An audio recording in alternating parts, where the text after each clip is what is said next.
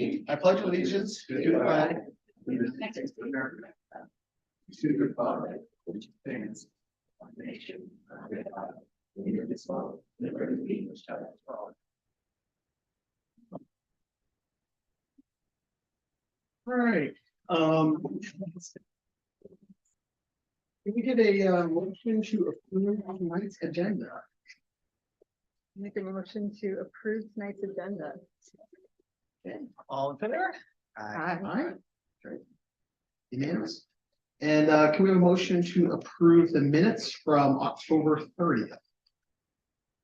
Move to approve the minutes from October 30th. Second. Okay, all in favor? Aye. Unanimous, yeah. All right. Okay, school committee chairperson comments. I don't have any comments this evening, so good there. Next up is community comments. Let's see, is there anybody in the room this evening who's looking to make a comment? See anybody? All right. Sam, anybody online that's looking to chat? I see no hands raised. That's right. All righty. Keep on rolling. All right, next up, we have student comments. And so we've got our student representative tonight. Hey there. I have a couple updates. First is about athletics. The Mendon-Upton regional cheer team became regional champions for the third year in a row, placing first at the last competition, becoming 2023 CMAS champions on Sunday. And then this following Sunday, we will be attending the state's competition for the state's title. And then upcoming events, students are getting ready for the Fast Pep Rally next week to kick off a holiday break and celebrating Spirit Week on Monday and Tuesday, including dressing up, wellness activities, games against grade levels and faculty. Student councils and students have been working really hard and doing an amazing job coordinating an entire grade to plan themes and senior events during FAST. I know I just came from downstairs teaching the football boys a little dance routine, so I can't confirm it will be funny, to say the least. It'll be not organized but funny. We look forward to an update. That's your next time here. All right, I think next up we've got a presentation from the 8th grade PBL project.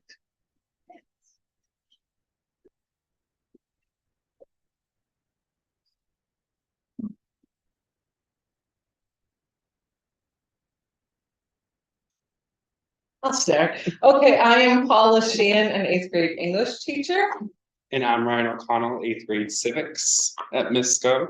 So we're here to talk about our interdisciplinary PBL unit that we are currently working on in our classes. So it is titled the Freedom Trail 2.0. So just a quick overview of our PBL unit. We have some guiding questions that take us through the whole project. Questions such as, who are the forgotten voices in history? How can we acknowledge them? Why do we know some people while we don't know others who were just as involved in topics? How does perspective affect how a story is told and what we hear? And how can we memorialize those people who played a role in history, but who have been left out of the narrative? So the overview of our project. So in English classes, students are reading My Brother Sam is Dead. And in civics classes, we've been talking about the Revolutionary War period, so the causes of the Revolutionary War. We've been talking about perspective and the importance of perspective. We're going to be focusing on some research skills. We've actually partnered with the Mendon Historical Society and Richard Grady as well to talk about some lesser known voices from Mendon-Upton and the local area as well. We did take a field trip to the Freedom Trail in October, which was a really great experience for students to see history alive. And then they're going to be researching an individual, placing it on the current Freedom Trail or in a location in a local town if they choose to research someone local. and then showcasing QR codes of their projects in local communities.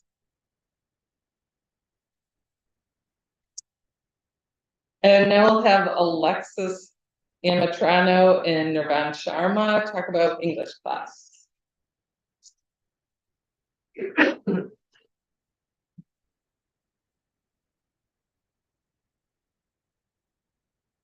We're reading the book My Brother Sam is Dead. It's about Tim Meeker, a kid who is stuck between his dad and his brother Sam.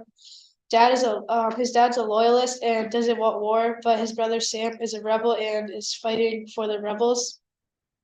Sam ran away and fought for the rebels, and Tim is stuck between the both of them. And we read each chapter and answer questions, and we also do vocab on the difficult words that we don't understand.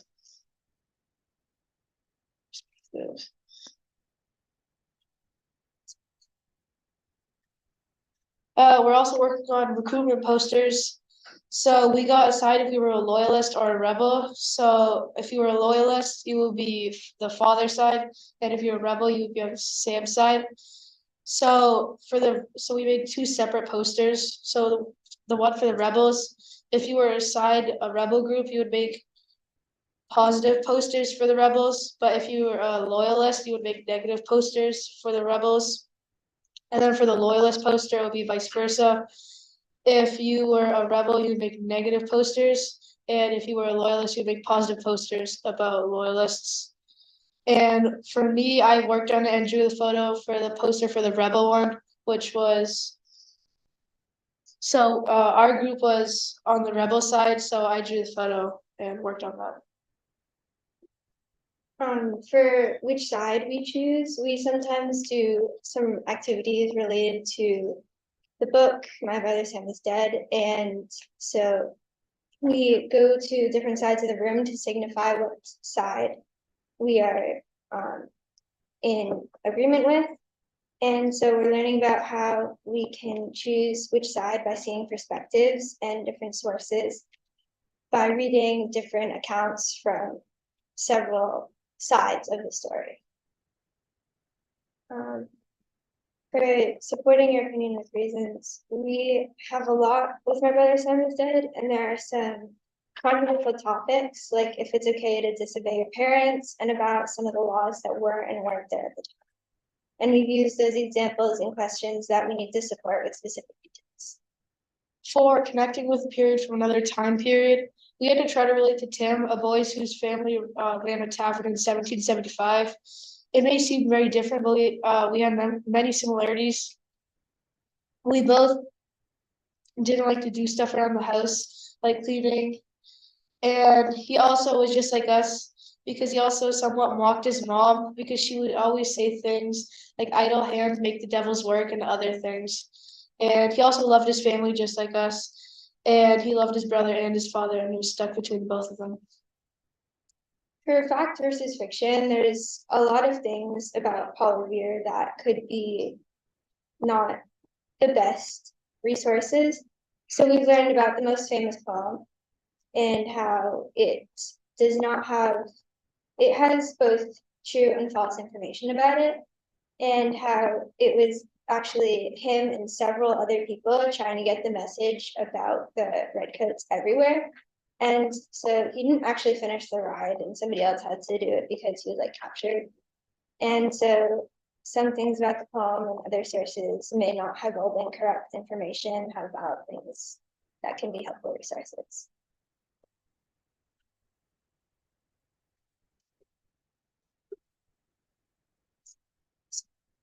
All right, so next up to talk about civics class, Madeline Amatrano, Lexi McGibbon, and Chase Tempesta.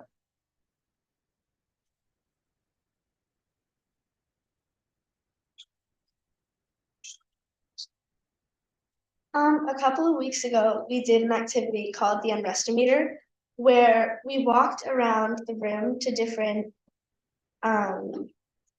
cards that talked about some acts that were placed against the colonists to tax them. And we wrote with a partner, we wrote different things to sort of summarize it with the people who were involved and and we acted as the colonists to see how we would like it or not. And we rated it based on how much we think it would affect us and how mad we would be about it. We also talked about perspective. One of the things we did to talk about perspective was we looked at two different photos or visuals about the Boston Massacre, one from the soldiers' point of view and one from the colonists' point of view. And it was really interesting because you could see the different biases that were involved in it.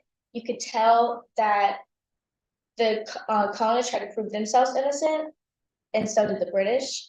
And another thing we did was we read a little story about a school fight from a cafeteria, and the principal was trying to figure out who started the fight, and she got a bunch of like different like statements from different people, and we had to figure out who was the most reliable, and we ended up finding that the bystanders who didn't really have any relations to the people involved were the most accurate.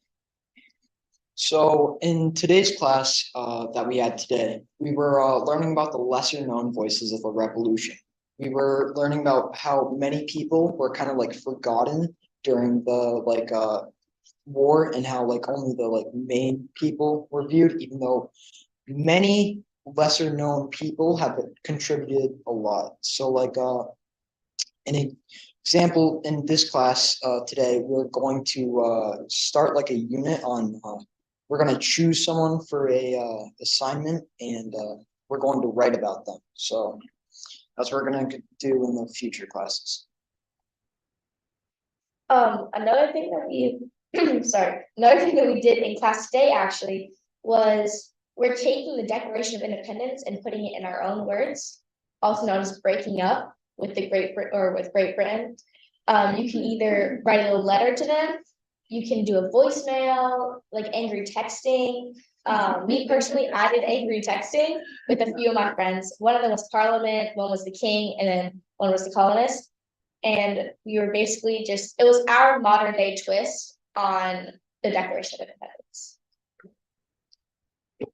So we've also been learning about like I talked about before, we're going to be on a new unit talking about the lesser known people.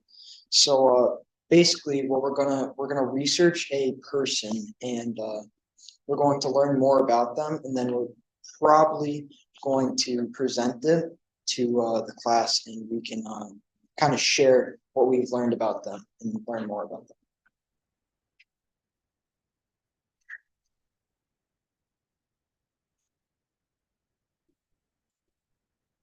All right, and then to talk about our Freedom Trail field trip, Edwin and Leon. Okay, so there were 73 students and 9 adults that traveled to the Freedom Trail all together, and we were able to see like a lot of history. We had like tour guides that dressed up as colonists from that time, and the tour was 90 minutes long, and we started at the Boston Comet, and then we went to Faneuil Hall, and we ate food, which was really nice. And at the end of the tour, we were able to have lunch at Quincy Market. And during the tour, we were able to see memorials, statues, and plaques about what we have been learning in class. For example, we saw Paul Revere's grave. This made the field trip interesting and authentic. We were able to connect on Brestometer, which we had to look at different events leading to the American Revolution, and had to scale it from 1 to 8 to how much it would anger the colonists. And we had to connect that to what we learned in the Freedom Trail and what we saw in person. The tour guides were also really helpful, and they answered any questions we had. They also wore like old clothes, and it made it kind of interesting. so thank you for everyone who made it possible. And then there's like everyone like at the Old North Church, which is where the Boston Massacre began. And that's just some pictures from the trip.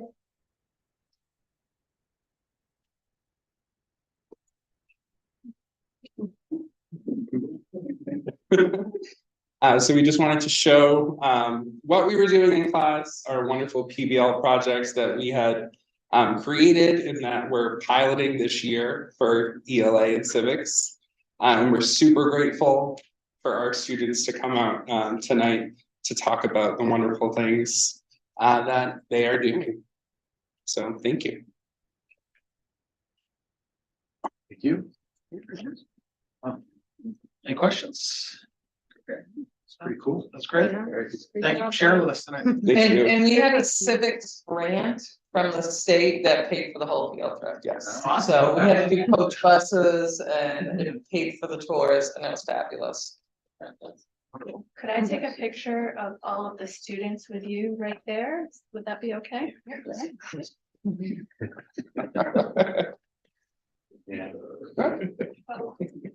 Do you want to sit down?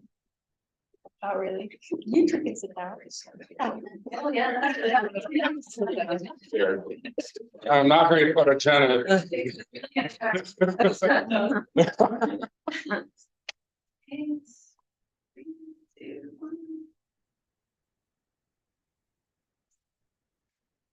All right, thank you Thanks, all. Tim.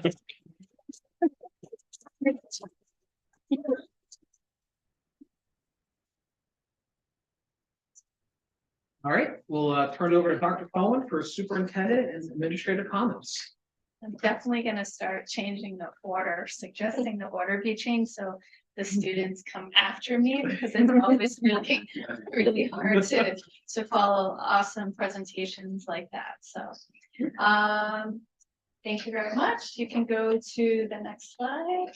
So what I decided to do this time for the district update, so the last few updates I've given a lot of like what the events, upcoming events and other things that are going on. Periodically, I think that's important for us to get the information out to the community and to you of what's coming up. But I also want to be able to link some of our priorities that we're working on in the strategic plan and some little updates. I know we do the large updates, and I know every time you hear a presentation, a lot of it, for example, project-based learning is some of the work that we're doing this year. And so that's a great example of it. So I'm going to go through just a few priorities and just give you a couple of updates on some other areas that you might not have heard about. So for our strategic priority 4.5 related to branding and messaging, and using multiple communication channels. One of our action steps is related to Power School eCollect, and in your background notes, I gave you like a link to one of their videos if you wanted to watch it. But what we're looking to do, we're just starting now, and that with Liz Black, is to start creating the forms, identifying forms, and starting to have a smaller group of representatives across the schools to be trained and go through professional development to learn how to use that system. But we're hoping to start getting away from, I mean, sometimes we collect forms just through Google, forms, which is okay, but it's hard to kind of maintain that. This would be more secure, so that's one of the advantages of this. But it also will cut some costs and save some time, hopefully, if we can start getting away from more inefficient like paper forms. And we're hoping it will help out as well with communicating, school to home or with families, particularly as we lead into next year with like handbook sign-offs and, getting in to kind of give feedback on demographics, or there's lots of different ways that we can use it. And then if we like it, the system, because it's the first time that we're trying it out, then there are other layers of forms that we can do like that for the whole system. But the main purpose for us now is how to improve school to home, home to school communications and start that. So as we don't know a ton about it, we're just starting, but we're hoping that it will level up some of the work that we're doing. Questions on that one? That's cool, makes sense. Yeah. Thank you. All right, so the next one, I have to admit, I found this picture on Twitter. I was going through and I said, that's exactly what I was going to talk about with this printer. And I can't say I'm an expert on this, but in a training that I had recently, I was hearing all about the new Lexmark printer, which can take a form, you put it through, it has multiple languages, and it will recreate the form in that language. So in the past, so it will look like the form, Am I accurate? You're accurate. Yeah, so I've only heard it, I haven't seen it in action other than this picture here. But I had a training with administrative assistants last week. And so were talking about how amazing this new printer is. And we just, Debbie Boyle's been awesome. She's been going through and working with the admin assistants, teachers, and starting to train them in it. Because what we would have to do is when we had information, sometimes we try to translate things ourselves through Google or, tools that we have. Sometimes we have to hire someone to go through and check it all, but it will never look like the actual forms that we're using. And so it's, everyone's loved it. They say it's changing what they do. And they were so excited. I wanted to share it. Cool. So you can take tonight's agenda, Yeah, put it in, say and French, we'll come back. and it comes out in the. Yeah. It's like magical fairies in the background. Wow. Yeah. That's amazing. And so I would guess, like, once we start using some of these things, because we're constantly looking for ways to how we can communicate with all of our families, and the multiple languages that we have. And so maybe later on in the year, we can have, some of, like, Debbie Boyle and others come in and kind of talk about the changes that we've made, but this is something new. Just thought I'd highlight that. If you can change formatting at all, I don't know. it's like translate to German and having the word called out and like. Forget about that. The magic fairies are taking care of it. They said- Yeah. All right, so the next update. Now, this is an event coming up. We do this every year we have, the Spanish Immersion Advisory Board meets quarterly as a larger group. Then we have subcommittees. One of the subcommittees works on outreach to families.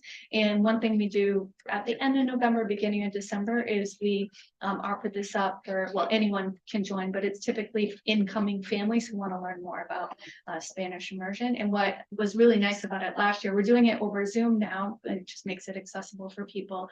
And we're just getting the information out this week as well to highlight. But what's awesome is hearing parents and guardians in the program speaking about their experiences, because we're always talking about it, but all the questions are a lot of really specific, questions, and they do a great job. Megan Pike will be part of it. I'll be part of it as well, but it's primarily run from our parents, from our SI advisory board. So I'm really thankful to all the work that they do. And the next one, I kind of mentioned this. So in one of my personal goals and one of the strategic goals relates to ensuring safety, security, crisis protocols that are forward thinking, and we're constantly revising some of them. I met with the administrative assistants and Liz Black, who was our data, analyst, data person, and she's extraordinary. So she does an awesome job. We met and I joined that meeting with them on our PD day the other day. And we talked about some protocols on how to respond if potential threats came into a school over the phone or over email, and there are set like state protocols on how to handle those. And so I went through a training and met with SROs who also went through a training, kind of gave those recent updates from the state on that. And we also started to review just our protocols and consistency related to when we have visitors coming into the buildings, and in different ways that we make sure that we know who they are, and we use the Raptor system, which I'm sure you might have seen before, but you put your ID, your license in, it runs it through, and it creates a nice, so that's what it's showing there in the picture there, a nice little badge for you. And then we know when people come in and out, and the next time you come, you're in the system, makes it a little bit easier if you have volunteers coming in. But we have a process in all the schools for that. And so we just reviewed some of those protocols as well. So this is just on the layer of lots of different new protocols that we're working through, revising, reviewing, and just updating this year. Any questions on those? Good. All right, that was a lot faster than I thought it was going to be. 4 slides. All right, so then I'm going to have Jay Byer come on up and join me. Yeah, what's behind the door? Sam has to say. Yep. Hi, everybody. How are we doing tonight? Wonderful. That's good. Contain yourselves with the excitement. I know. We're gonna talk about some really dynamic things now. All right, so we did get, well, first let's start with the grant that we got through Maya, that's our insurance company. Every year they run these programs. Quite honestly, I'm not a big fan, I'd rather they just reduce our premiums, but they don't, so we have to apply for grants instead. We do roof inspections every year. We're trying to find, places that the membrane is deteriorated, see if we can find leaks, that kind of thing. While he's up there, he inspects everything.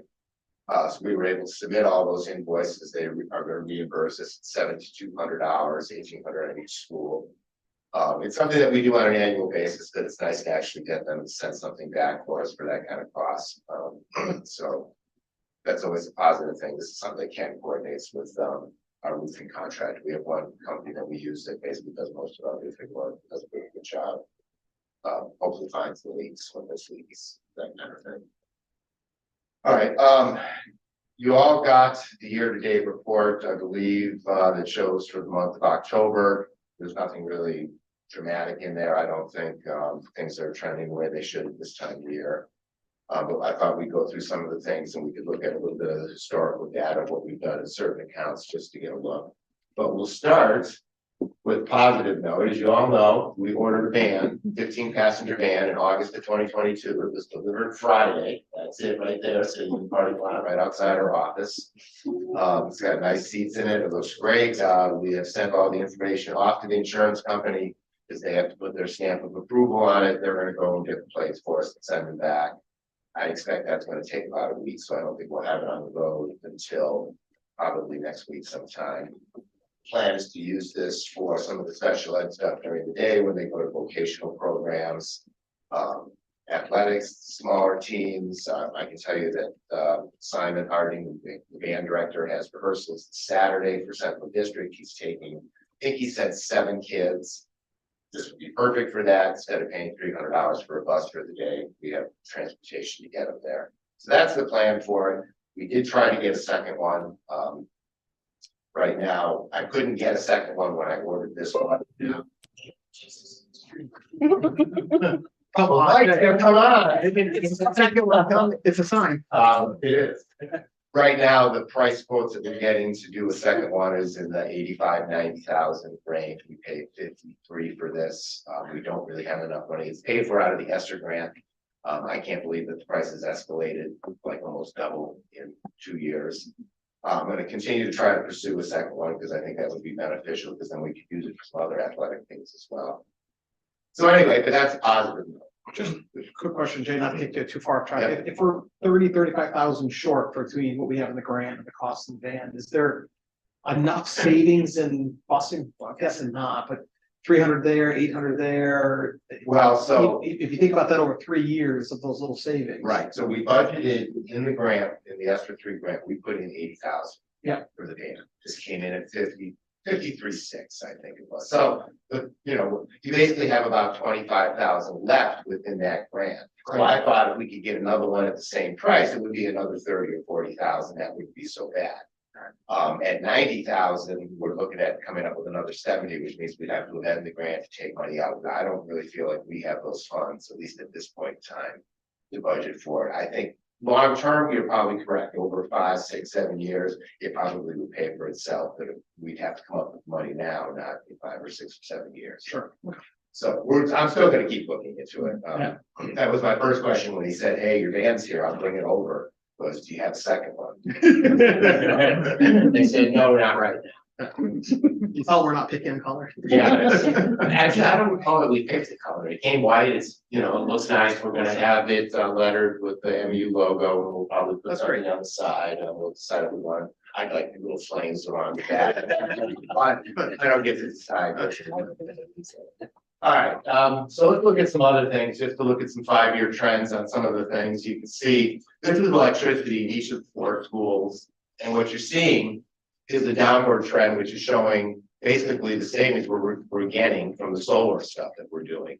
I can tell you that we haven't paid National Grid for an electric bill in probably 6 or 7 months. We have enough credits on our bills that's covering that cost. Now we are paying the solar company, but we're paying 10.5 cents all in a kilowatt as opposed to National Grid rates, which right now are around probably 25 all in. But last winter they were like 40 already. So I think that's a good trend to see. The solar stuff has worked out really well. We don't really need any more. We have a lot of credits and we're actually looking to use some of those credits to potentially do some work with some of the fixtures that are now 8 years old and are starting to fail. We might be able to apply some of that toward that. But I look at this as a positive sign of something we did several years ago that's actually paid off really well.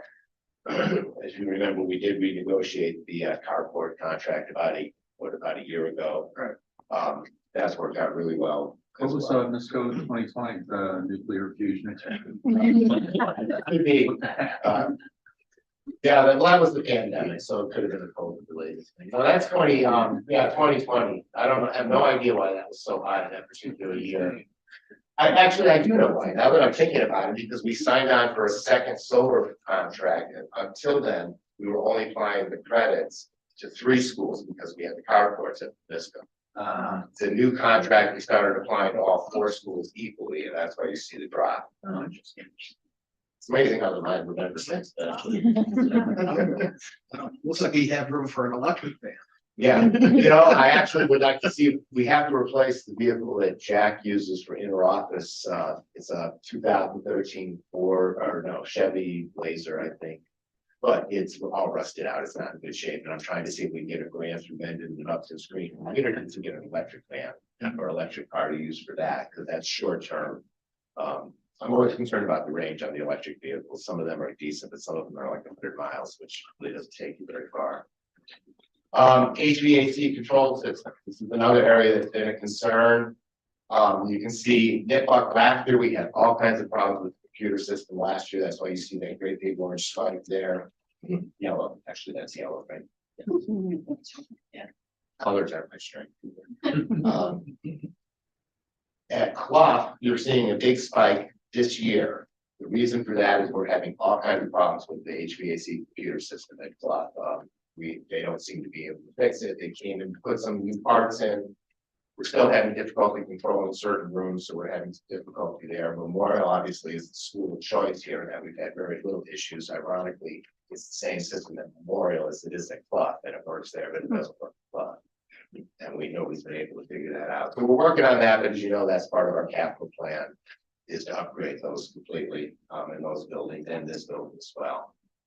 I wanted to show this one. This is called medical therapeutic. This is a special ed contractual thing. These are services we contract out for things that we don't have staff for. You can see that it's trended up and down over the years, just depending on the building. The 2 buildings that are the heaviest are Memorial and NISCO, where we have the highest number of special ed students. At the elementary level, most of them are at Memorial. And NISCO's got a fairly large population as well. There is a drop off this year. If you look at, for example, Memorial, you'll see that at this time a year ago, we were, more than double what we spent this year. So I look at that as a good trend as well. And then lastly, so all those bars are through August or through October? Yes, these are as of October of each fiscal year for each of these things that we're showing. So I was mentally trying to adjust how I project forward right. So quite honestly, it's very difficult when you look at something like this to say where we're going to be in April, because who knows what's going to happen between now and April. It does jump around quite a bit. But if you see trends, you can try to follow those trends. But again, things change so dramatically. The last thing that I wanted to talk about was psychological services. As you know, over the last 2 or 3 years, we've brought on psychologists on the staff where we used to contract this out almost completely. So on the left is the salary piece. So you can see there's a dramatic increase from where we spent nothing for an employee. And now we're up around 35,000 at this point. But you can see at the same time, our contractual costs have dropped dramatically, to the point that we spent nothing contractually so far this year.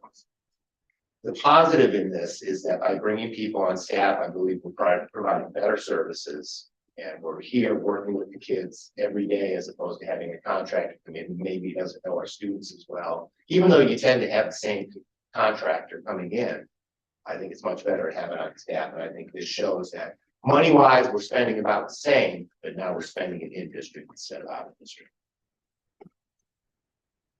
nice timing, last week was National School Psychology Week too. Of course I did, that's why I put this line, JJ. make a note of that. Yeah. Work that in. Yeah. I won't tell you stories now. That's about it for this for now. Is there any questions on any of this stuff? Anything you're seeing, you don't see, you want to see? I skipped over out of district. Oh, I did. Oh, my God. Okay, this is private school out of district, so this isn't exactly the most positive one. As you can see, our costs at this time of year are higher this year than they were a year ago. They were relatively stable over a couple of years previous to that. Quite honestly, this could just be that schools have billed us by now where they hadn't in previous years because some of them were behind on their billing. We don't have more kids out. We do have more circuit breaker, but that doesn't get applied till the end of the year. So that would adjust it. So this would be a better thing to look at on June 30th than it is as of October 31st. It's the date that I said this. Is our budget like about 700,000 for that? Yeah, it's around 8, I think, yes. Yeah. But we have 1.2 million, almost 1.3 million in circuit breaker that will be spent as well. So it's actually about 2.1 million short altogether. Yeah. We're just getting reimbursed from the state on it. And we put all that circuit breaker toward tuition, although some of the circuit breaker we get is for transportation reimbursement. But it comes as one lump sum and we just apply it toward one account and try to spread it out. Yeah. What else did I skip? Yep. That's it. Okay, so I just want to say, thank you so much for doing this. This is fantastic. This is the kind of report that we really love. I would really see. You know the whole thing I went through trying to get this information, right? So the fact that you could boil it down because so many accounts have been removed and you've created new accounts over the years, as the years have gone by. And the amount of effort that I had to go through. There's a lot to consolidate that whole thing and figure out, what the comparisons were from year to year. Now it's all summarized. This is wonderful. I love I this. appreciate that. This is really good. And I'll try to do this as we go forward. I may not do it every single time I come with a monthly report, but maybe we'll look at this again as of say December 31st and see where we are at the 6-month point of the year. Yeah, because you're right. The dynamics of where the money gets spent, will vary dramatically from year to year. So you don't get this feeling of consistency unless you take it over a 5-year period, like what you've done. So fantastic job. Thank you. Thanks, Jeff. Anything else? Otherwise, somebody else needs to come up and pick what's behind door number 2. All right.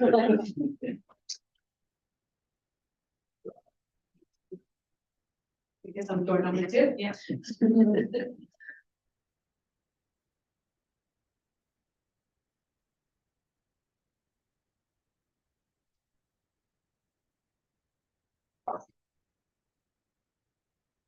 Get set up here and go over some of the things that have been going on. So the very first is I've already mentioned in a previous update along with Charles Kirkpatrick, the EdTech grant for building capacity for high quality instruction. And we're starting to plan for using this particular grant, and it's going to help to provide some professional development for our staff around some of our digital tools in our curriculum and help them to make sure that we're reaching all of our learners with some of these new tools, and we'll focus on universal design for learning in a few other areas along with some outside folks that will provide that training that will help us with that. And the next slide.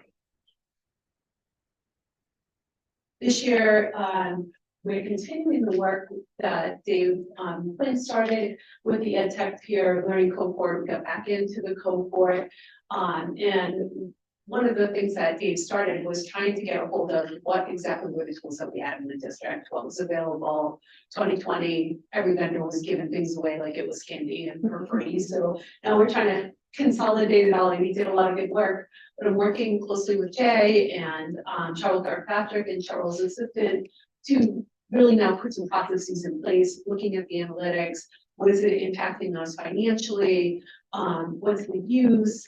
looking at how it aligns with our curriculum. So we're looking at both sides and making sure that the curriculum that we're purchasing the digital tools, that they match and they don't overlap, and using only the things that we really need to get a better understanding. And then start to put some processes in place to make that happen. So DESI's working with us, Department of Ed, as well as the Learning Accelerator. They provide a coach for me and the team so that they can offer advice or anything that they can do to help us to make that process a little bit smoother so that we can continue and finish that work, which would be nice. Get a better understanding for sure. Next slide, Sam. One of the things that we are also working on with this is student data privacy, but just for the district itself, because we have so many tools out there, there wasn't a vetting process in place to make sure that what we're using meets all the privacy guidelines. So we have joined the Student Data Privacy Consortium, which is part of the Education Cooperative. And we are vetting. Sam and I did a training with them, and we're vetting every single one of our tools to make sure that a vendor has signed the agreement to say, we will not sell student information, we will protect it. And it's also data governance, like understanding what they do with that technology, that information that we share with them, what happens when we end our contract with them. It covers all of those things. Sam, if you'll open the SPPC for me. So you can see, if you scroll down a little bit, so we put each tool in and it will show if they've signed the agreement. And this will eventually be public on the website as we continue to put all the tools into place. Keep going down a little bit. You'll notice the bottom one, a number of our tools are done. They haven't reached out to sign the agreement. So eventually, we'll stop that use. Actually, we've already stopped that use. So folks won't be able to use a particular tool. But there's going to be training that's going to be required so we can help folks to understand what this all means, the teachers, so that before they sign up for anything on their own, they're walking through a process so that I can vet it, or Sam can vet it, we know it's okay to use, it matches our system, and vendors are protecting the students' information, which is most important. Going back to the slide. Just real quick. Yeah. VPA, digital. It's the data privacy agreement. Okay. Yep, they call it an e-agreement. It's the legal document. So the Education Cooperative works with the SDPC, the Student Data Privacy Consortium in Massachusetts, and they have a group of lawyers that sign these agreements, send them to the vendors, and then our names, as Sam and I have filled out all these agreements, and search for Mendon-Upton gets on there, so they're directly connected to us to say that they can't sell off that information under our information. So it's really helpful to be involved with them. Yeah. Yeah. So that's the That makes process. sense. And it was a local tech director who started the consortium, Steve Smith from Cambridge. So it's nice because we can basically collectively work together as technology directors and get vendors to sign things. Like one of the common tools that teachers are using was Epic Books, and they refused to sign the privacy agreement. They since have, because a lot of us said, oh, they're fine, we're not using. So they knew they had to, so that's helpful. Much better than 50 districts all recreating the wheel. Right, exactly, Yeah, exactly. makes sense. Yeah, that's also beneficial. Next, so data governance is part of my learning. So back in 2020, 2021, I did a 10-month course through the Future Privacy Forum, trainer for student data privacy. I'm currently just finished actually today, the data governance. It's a advanced workshop, and it helps us to understand processes to put into place. I learned a lot about what are the framework, asking questions about, some of the different things for vendors. What do you do with the information when we cut our contract? Where does it go? And how you have to give it back to us so that they don't have that information even when our contracts have stopped. Today, we were talking about even employees when they leave, making sure that you have a process in place so that folks don't leave with access to information. Someone in another district, in another state, left their district, had all their access and sold off all the data and made a lot of money. But certainly violated every law out there, so we don't want that to happen. So just some of those different things that I've been running in the last 3 weeks, so it's been nice. And what's been going on this year for Project Lead the Way? A lot of expansion, more teachers are sharing some of the innovative lessons through Project Lead the Way. Memorial is hoping this summer to get some more folks trained. We have Katie Dutton, who's a technology teacher at Memorial, who's currently taking the train the trainer class through Project Lead the Way. So she will be the one that will train our teachers, which is fantastic to have her in-house to take that on. So that's going to help to expand our use. We're working with some of the science teachers at the elementary level to get them to use them as well. I've been talking to the science teachers here at the high school. Jim Gorman and I met this morning talking about some of the different courses and how it can help us as we go down the road for the innovation career pathways, because it helps to support some of the courses that could provide additional pathways for us. Last month, Rick Kaler actually presented with Dave Quinn at Project Lead the Way, which was nice for them. They had prepared it before Dave left. And it's great to get our folks out there presenting and sharing what they're doing in the district. Next slide.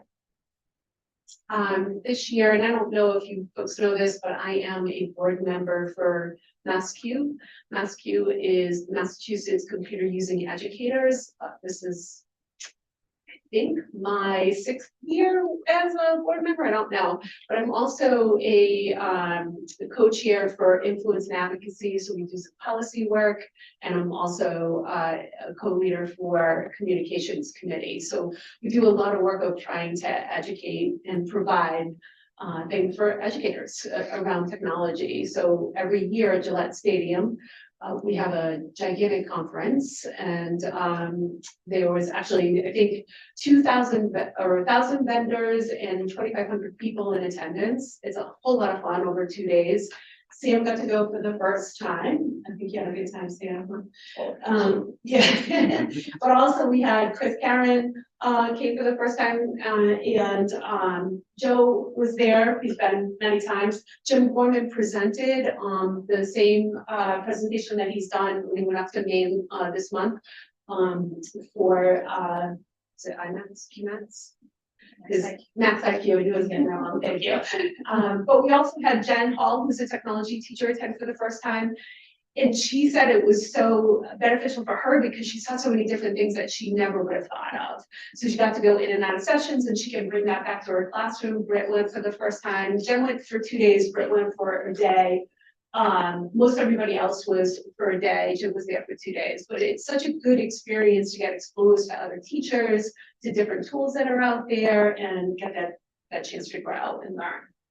And I can say too, I was in Jen Hall's class, just happened to be right after she came back. And I said, "Oh, what are you doing?" Because it's always fun stuff in her class. And she said, "I just learned this at MathQ, so I'm gonna try this out, this app, and try it out with them." So it was like with kindergartners, it was awesome. So, yeah, it's nice when they can bring it back was right away. legitimately a day later, she was, trying something out. Yeah, I love that. So just to update you on Innovation Career Pathways, currently we have 17 students that are committed to the information pathway, which is exciting. Hyperlinked in there is a website for the pathway that we started to put together so we can keep track. But also Tara Bennett, our new career communications person, we worked with the whole team, and she submitted the Part A for business and finance. So we should hear probably next week whether we got the first part, and then we'll apply in February for Part 2, which will start that business pathway. And like I said, we're already talking to science about biology and clean energy possibly for next year. So it's really helpful to get the money to support the learning and everything that goes along with it. And it's nice because it's the first year with 75,000, but then you get additional funds for a few years after to make sure that we can really keep those programs going. This is something that is Applied Learning Leadership Institute through the 1-8 Foundation. They also are responsible for Project Lead the Way. Mary Ann Moran, John Clemens, myself, and Tara Bennett have been involved since August. We applied for a grant and received some money for this support, but we're taking a problem of practice and learning how to make it better so that we can have more applied learning that is leveled up. And we're doing some different things today. We led a lead learner workshop with the entire staff and students, and use a protocol that we created because of the work that we're doing with the Leadership Institute to see if we could make what the teachers had already done, which was pretty fantastic anyway, but then level it up even further by some of the tools that we used, and one of that was ChatGPT using a little AI. So it was nice. We had a whole 9 elements that we looked at, and it went pretty well. It was fast today. We started with a little model, and then John and I and Mary Ann and Tara did it for everyone, and then we put everybody in groups and let them try to do the same leveling up to try and make some of our lessons that the teachers are doing more innovative in some other way, or to think a little bit differently to get them to that next level. So with this Leadership Institute, we traveled to Pennsylvania. We've been started in Waltham for our meetings. We went to Pennsylvania 2 weeks ago and got to see the Science Leadership Academy, which is well known for being incredibly innovative. So we got to visit there, and then we went to the middle school. The high school's been around for quite a while. I don't know exactly when it was established, but quite a while. But the middle school is only third year that it's in existence, and some of the work that was happening was so exciting, and to be able to bring that back to our teachers would be great. We also went to Blue Ribbon School, still very innovative, a little bit more traditional like we are, with AP scores and all of those things. And SLA, the Science Leadership Academy, they have no midterms, but they do benchmark, project-based, everything's project-based. And it was great. So one of the kids were talking to us, there was a group of them taking Desmos, which we use too, and they were designing a transit system for a city that they made up, and talking about the whole process and getting into the politics of it and every aspect. So it was kind of neat to see that we can bring that back. We of course saw the Liberty Bell while we were there. So we put that in there. And just to keep on your radar, February 6th and June 10th, we're going to be hosting our Inspire Learning Days. And we're just starting to get those prepared and see where we head with them. So I just wanted to, maybe you can come visit when those days are happening, let you know that. Any questions? Not for me. Any other questions? Cool. You were easy. All right. Hey, thank you very much. That was a Thank you. great update, though. I really appreciate your presentation. Thank you. All right. Let's see. We are on to new business. So Dr. Benoit is going to come up and talk about the Misco Hill School Improvement Plan. Come on up.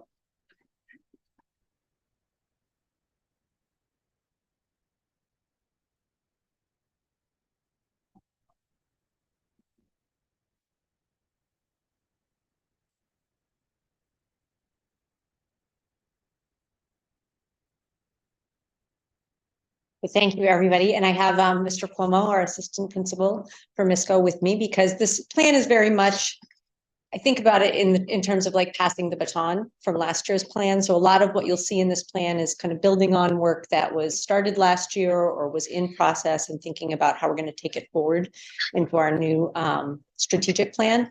The other thing that you'll notice as you go through the plan is just, it is aligned to the 4 strands within the district plan. So thinking about how we're going to contribute to the overall growth of the district with that strategic plan. So the first strategic priority in the plan is deeper learning. And for us, our goals are really centered, our action steps are really centered around those project-based experiences, like the one that you had for a presentation earlier from our 8th grade students and teachers. So thinking about how we expand those opportunities for students. It was something that was started last year, and has grown into this year. And then the other piece that goes along with that is really in alignment with the high school, thinking about redesigning our schedule. It's time that we revisit our schedule to kind of think about how it best serves some of these experiences that we want to create for students, how it best serves the programming that we want to have for students, and ensuring that it meets the needs of everyone. And that's really kind of a 2-year goal for us. So you'll notice in that plan that there are some metrics for by the end of the year, having some smaller tweaks, but really thinking about a larger redesign going into the 25-26 school year. So we need to start that work now to begin. And just kind of thinking about that, those project-based and authentic learning experiences. I think it's important for Mr. Cuomo to kind of talk about where we've been and where we're heading in this new year as we're underway. Yeah, we were real excited. So last year, we kicked off our partnership with PBL Works, and we're able to train approximately about 40% of our teachers on designing a PBL unit. A large percentage of those teachers were the 5th and 6th grade. They really were able to kind of support and adopt those projects early on. So a lot of our students in 5th and 6th grade were able to experience those authentic opportunities. When we were thinking of for our 2nd year in our partnership, our goal is for every single student in our building to engage in 2 PBL units. So in order to meet that metric, we had to think creatively in order to make sure that all of our teachers were trained. So we were able to capitalize on a lot of the college students coming back in the springtime after their semester had finished up.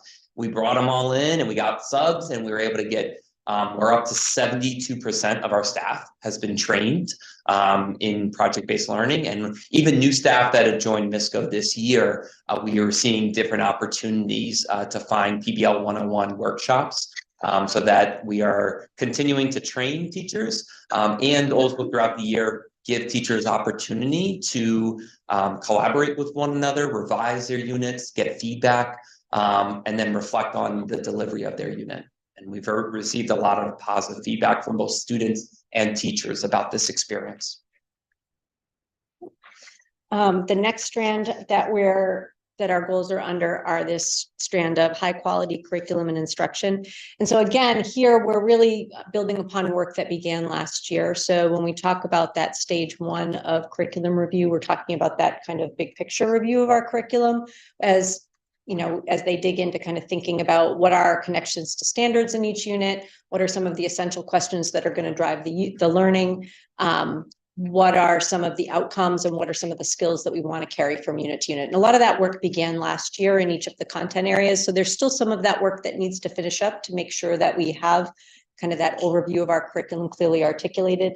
A next stage of that is beginning to look at assessment, but also within that is looking at where are our common assessments across courses. So for many of our core content areas, at MISCO, we have more than one teacher that teaches the same course. So for instance, you might have 2 people that teach 8th grade English, for instance. And so ensuring that within that, you know, students have some common experiences, we have some common assessments that we're looking at that allow us to then dig into those data cycles that we have.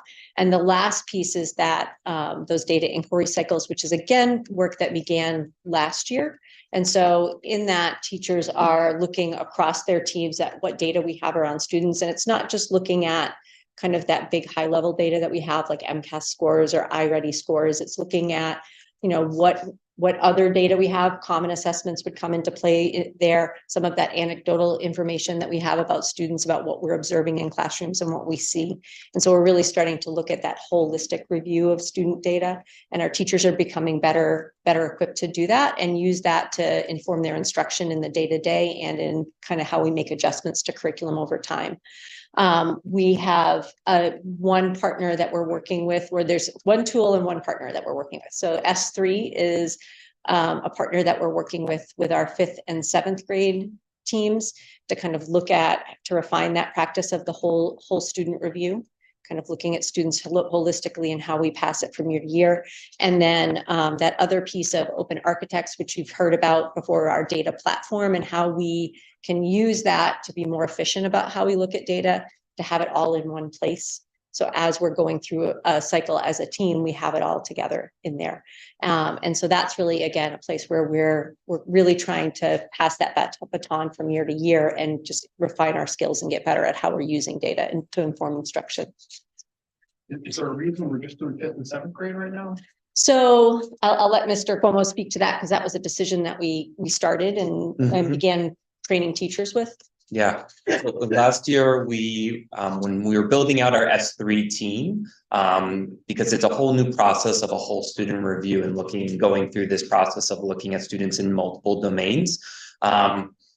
It's a modification from what our current student team time process looks like. So we wanted to do a soft pilot with 5th and 7th grade last year. Our team turned over about 50% from last year to this year. So we saw an opportunity to kind of revisit our process with the understanding that if we're going to pilot in 5th and 7th, we now have this train the trainer model, and those teachers can then push in and model and help support in 6th and 8th. And we would have already populated that data for 5th and 7th as they move up to 6th and 8th. So the goal is to have all students, all teachers, talking about all students. Yeah. So you created the, whatever, what do you call the product of the S3 process for each student? They have their a whole student review is what it's kind of called. So the last year's 5th graders all had a whole student review generated, or you didn't get that? We started the process. Okay. We did not. When you're talking about each student, it took us around 15 minutes per student to talk about each student. And so we didn't get around to talking about each and every student because by the time we're able to roll this process out, we weren't able to cover every student. But in bringing our team together, we're able to refine our process and also having Open Architect as a platform where we can now record our conversations of the whole student review. In a week, we are also having members from Boston College sit in and review our process of a whole student review and give us feedback based on other school partners that they are working with. So we're hoping, I think the ideal is to be able to talk about each individual student in 7 minutes. So we're looking to cut our time in half, knowing that there are several students that we want to take more than 7 minutes, but not at the expense of not talking about every student, because we firmly believe that every student should have that place in the student team time. So when we talk about kind of our tiers of support for students, when we think about that whole student review and kind of making sure that every student gets talked about once, we think about that in tier 1. Yeah. And then when we have those students that might require greater conversation, maybe input from more people in the conversation, we kind of take that kind of out of that team time and into a new space to kind of dig in a little bit deeper to kind of think about interventions for a student. Sure. Okay. Our third strand is really around equity, inclusion, and belonging. That within our plan, this is the place where we have the most kind of action steps that we're looking at, and they're very much aligned with some of the things that you've heard about tonight. So, and also within the high school plan. So, really thinking about how we review our documents to make sure that we're thinking about equity within them, to make sure that they're accessible to all of our families. There's that continuous review of our website. So, within that, making sure that the data that's contained within our website, that those documents are up to date, that they're accessible and they're relevant to our families and our community. And really some of the tools that Dr. Cohen talked about tonight in terms of that accessibility through translation for our families will be tremendous. And I know that we're thinking about that. We're constantly working on that within the newsletters that we send out and other things, communications that we have with families, whether it be about conferences and ensuring that all of our families have access to those things. It's really important to us in this coming year.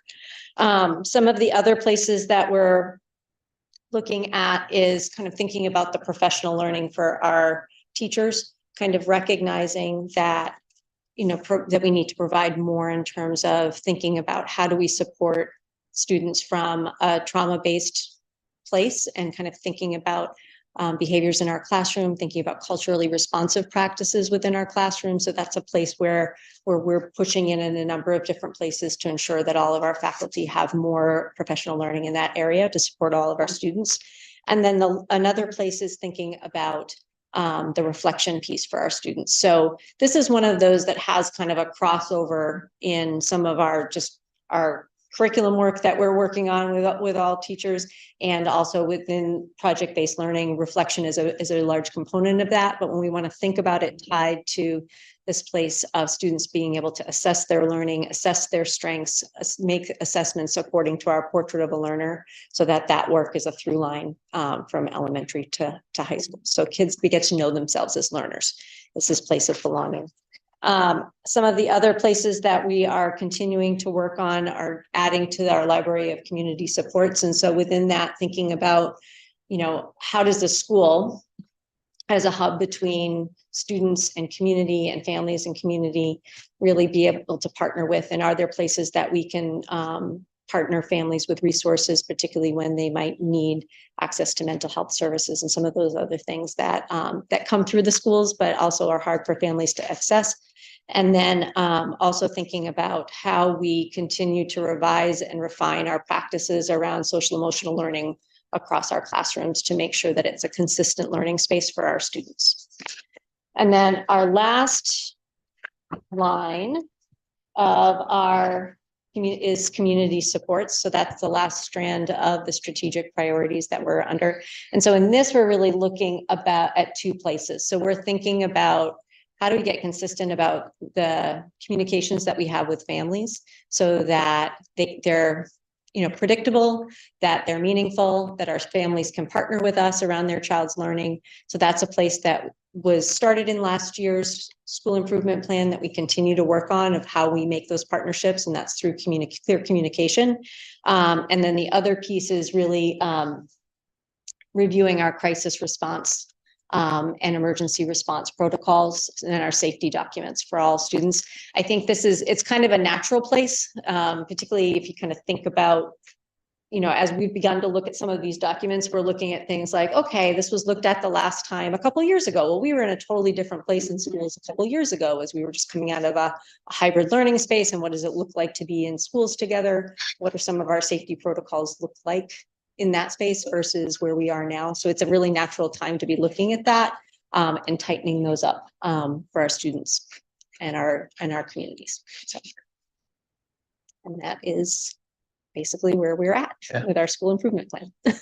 So cool. So I was very excited when you said the schedule needed to change. So I've got I've gone through now 3 kids through the middle school, and varieties of problems have occurred relative to the schedule, which I don't even have to go over. But as I go into Nipmuc and as the kids have gone through Nipmuc, the teachers here point out a number of different places where coordinating schedules with the middle school would be a good idea. So for language, for music, for a whole bunch of different types of educational pathways. All the teachers here are really excited to get some kind of coordination going on.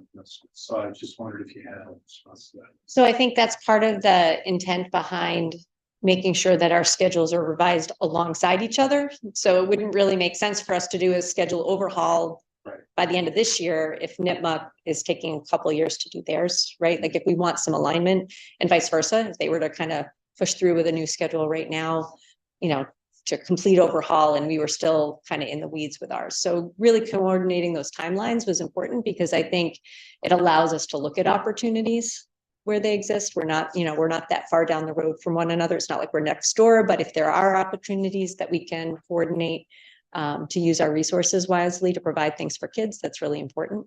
And I think also in just some of the, thinking about the kinds of experiences that we want to offer for kids. Like, so if you think about time as a commodity, we've only got so much time in a day. Like, how do we use that most effectively to get the most out of what we want for programming for kids and experiences? So, I would imagine, I'm no expert in this, but I would imagine my kids have been given an opportunity to see the future of what a given practice or learning area would entail, that they'd be much more excited about it and pursue it. Mhm. So just to give you an example, my youngest really loves Italian, like over the top.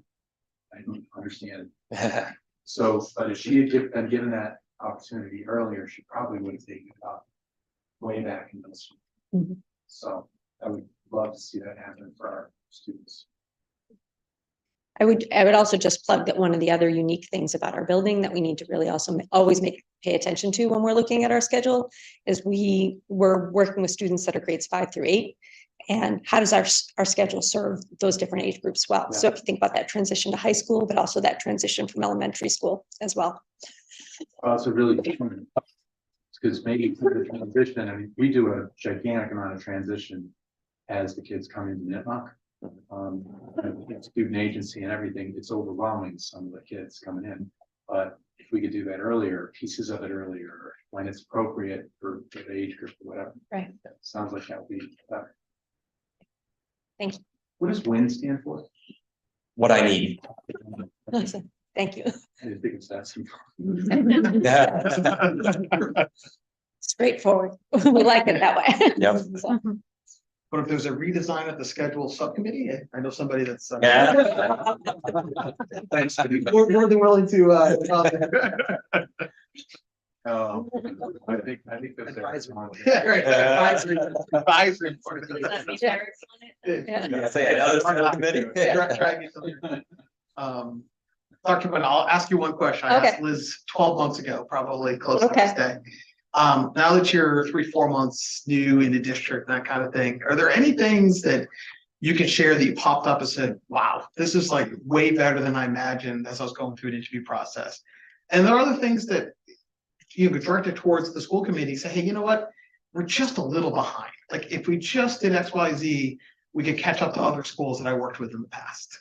oh, that's a tough question. It is a good, but you don't have to, I mean, just what comes top of mind. It's not meant to be a, you know. Well, I think, you know, and all, but just. I think I think we're on the road with some really good things. I think that's an exciting thing, kind of coming in and like, as I said, if you think about passing the baton, I mean, in terms of developing a school improvement plan, we were on the road with some good stuff. It really was easy to kind of think about how do we pass the baton as we move forward, and where do I come in mid-story on some of these things and start to work with people. So that was actually, I mean, that's really exciting as a leader. In terms of, you know, I think some of the things that we're, you know, that we have on our plates are things that are on everybody's plate. So I wouldn't say that they're things that we're behind on or whatever. Struggling with a schedule is something that, you know, I've gone through with the middle school. It's a perpetual, there is no perfect schedule. It's really kind of thinking about how do you know, create opportunities that meet the needs of your community. Like, what are our parameters? What is it that we want to get out of it? We've got this much time. How are we going to use it? So those are hard things to negotiate because everybody has something that they're really passionate about that they want to make sure comes front and center, and we have to kind of come together on it. So I wouldn't think about it in terms of things where we're behind. I think it's, you know, so we're kind of grappling with some of those same things. I think, you know, we're grappling with the needs of students in the same way that everybody's grappling with, you know, some of those, as we think about the emotional needs of kids, the mental health needs of kids, you know, and I think that, you know, what I've been really pleased in terms of that is a really good team of people coming together to really work with kids and work with each other for kids. So I just think that those are challenges that everybody's kind of facing right now and trying to figure out. I will say that I'm always appreciative for my network of other leaders that I can kind of tap into within the district, and even kind of, you know, my professional network as we're starting to think about ideas, or how do you do this, or how do you do that? You know, I think I'm really excited to think about how we get stronger with communication with families. I think that that's always a place we can grow, because I think we're better together. So I think those are things we're working on. Well, thank you. Those are great thoughts. I just can't tell you how excited I feel about how Mesco can improve. It's really cool. And I was joking before, but if you need volunteers,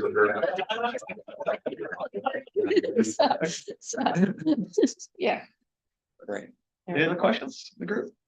I really liked how you guys, you said there's 50% churn and you saw opportunity for reset button. Like, that seems like a really good way to look at it. Do you guys expect that churn rate to continue? Or do you expect kind of more stability moving forward? Hope not, we're gonna say no. We're not. Yeah, it was an opportunity for making sure that we had the right people at the table. And an opportunity for who had the right amount of bandwidth to contribute to learning the process, practicing the process, reflecting on the process. But we feel really confident about our team, who's comprised of administrators, counselors, teachers. And so we are excited about what that means and how we can grow the team as opposed to replace members of the team. So like, we're hoping to we have a team of about 7 members for S3. And every time we have training, we always have to make sure we have coverage for those team members. So we want to be sensitive about all the other things that are on people's plates and not pulling them out of the classroom too often. So we were very strategic about who we were tapping the shoulders on and who was passionate about kind of leading the charge amongst our staff. And then hopefully that buzz will then pull in the second wave. So we're really excited about that. Hey, thank you both very much. Yeah, thank you for the opportunity.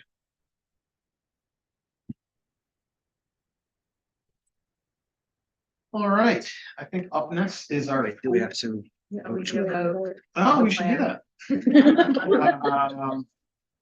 go ahead and make a motion, Matt? I move that we approve Misco Middle School's school improvement plan for the current school year. Second. All in favor? Aye. Aye. Unanimous. All righty. How about next up then, school committee subcommittees. The capital planning committee, Jim, any updates? Yeah, so the capital planning subcommittee met Tuesday, October 24th. We reviewed the kind of preliminary draft capital plan based on the 2023 facilities assessment. Additionally, this past Tuesday, subcommittee members were given a tour of Misco and Nipmuc. It's very exciting. The two kind of biggest issues there, not surprising, I think everybody's heard it before, but the stage of Misco is in really rough shape. And the ceiling at Nipmuc, you can kind of see where the plywood's starting to buckle and pop the shingles up. So the next capital planning is actually tomorrow, and we'll have a presentation on the fields and discuss the tour and the stuff we saw there and narrow in on a capital plan draft. Cool, thank you. Next up, budget subcommittee, Sean? So not really much has changed since the last school committee meeting, as we haven't had a meeting. Okay. Next meeting is December 9th, 5th, I'm sorry, and we'll take on whatever needs to be taken on in the budget subcommittee. All right. Vicky, any updates on the policy committee? No, my update is similar to Sean's, except we'll be meeting on December 4th. Sounds like a fun week. All right, let's see, negotiations subcommittee. Well, Vicky, you're a double time chair. Oh, yeah. So we met today at 3:15 to discuss some potential dates for negotiations and strategy with respect to the successor agreement to the teachers' collective bargaining agreement. That's all I got. Perfect, thank you. All right, are there any other matters not anticipated by the committee within the 48 hours of the posted meeting? Are you going forward? Yeah. No, good. All right, I don't have any new correspondence at this time. Let's see, future agenda items. We're gonna take a look, I think, at the next meeting or the meeting after, the elementary school improvement plan, and then the district accountability plan. So if there's nothing else, we can take a motion to adjourn. Move to adjourn the meeting. Second. All right, all in favor? Aye. And we're adjourned at 8:18.